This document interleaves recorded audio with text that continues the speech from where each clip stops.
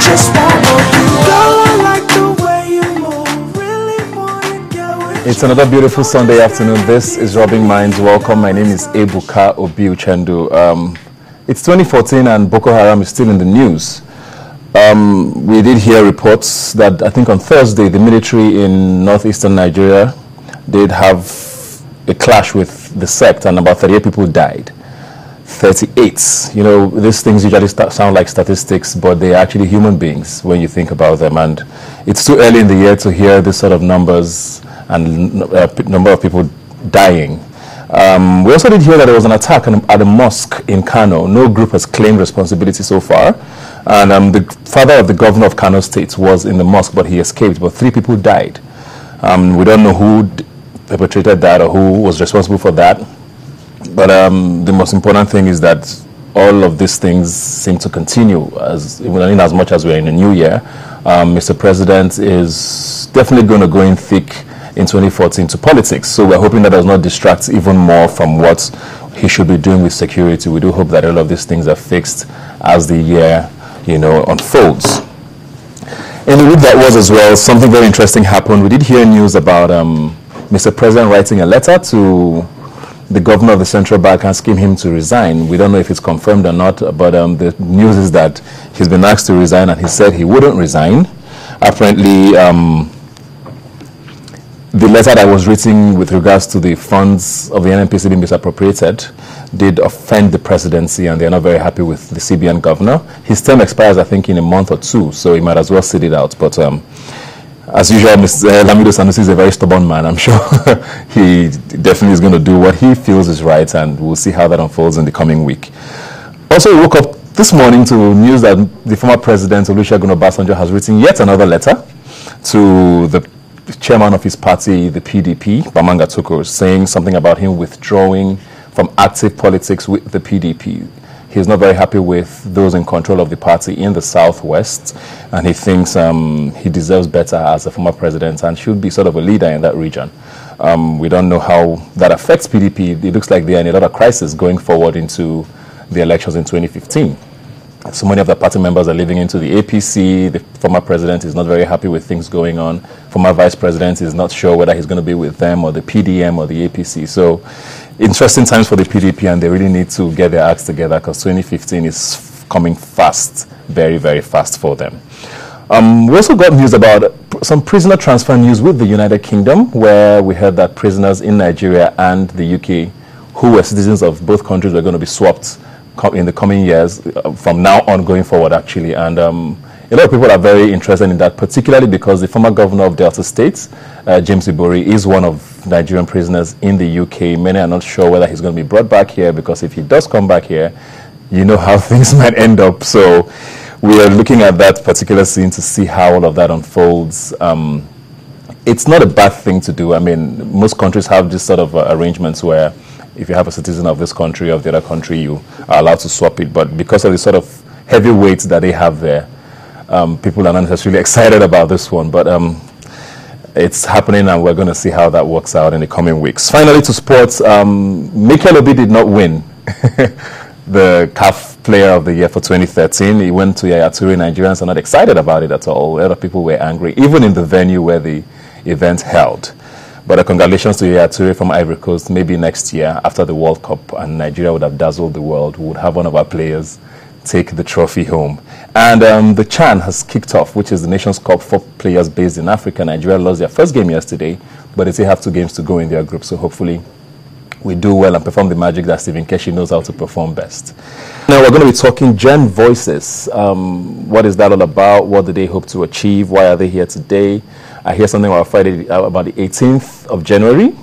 We're going to find out what all of that is about. But I have here with me Nwachukwu Aniagolu. He's the head of policy unit for GenVoices. You're very welcome. Thank you. And of course, Caleb Oghenetega from the policy unit as well for GenVoices. You're very welcome. Thank you very much. What is GenVoices? Caleb, do you want to take that one? Well, GenVoices is a team of people, like a platform of people who have come together from across Nigeria, from the far east to the north, south, and west. You know, young Nigerians who are passionate about about putting Nigeria on the right track, passionate about nation building, and we're saying, look, it's time we begin to, rather than antagonize or fight the system, to begin to constructively put up models that the government should adopt in making Nigeria a better country. And this platform is not restricted to just Nigeria. It cuts across even Nigerians that are in diaspora. So you have members who are here in Nigeria and people who are overseas as well.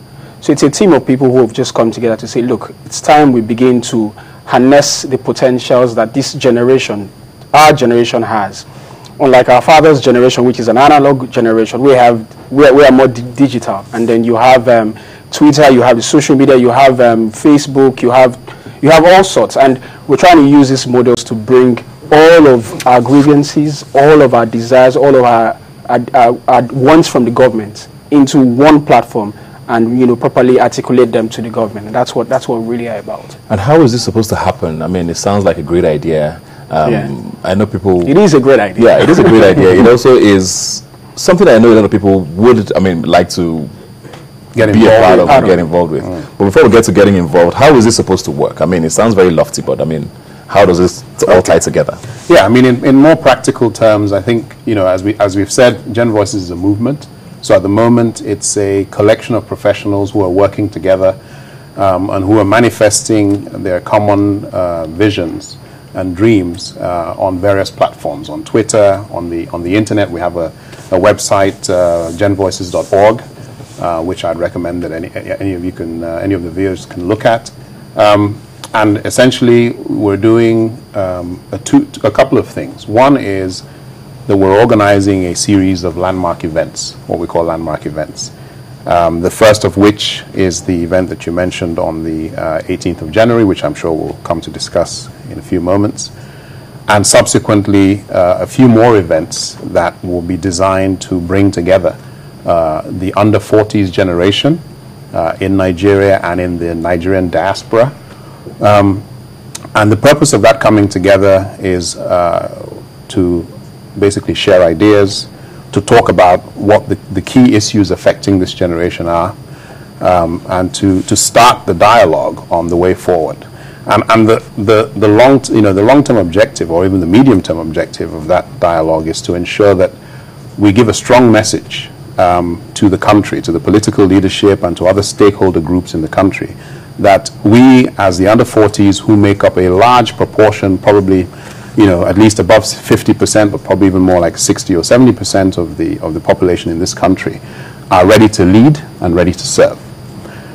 Many of us are well accomplished in various spheres of life, and so therefore and if you combine that with the fact that we are such a large proportion of the population, there is absolutely no reason why we shouldn't be actively involved in nation building, in governance, and in political positions in general.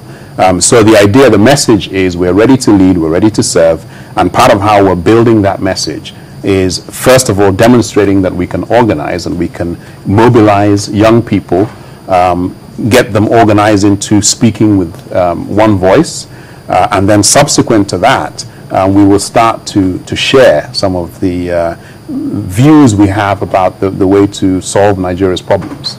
What makes you different from any other youth-based or youth-driven pressure group organization?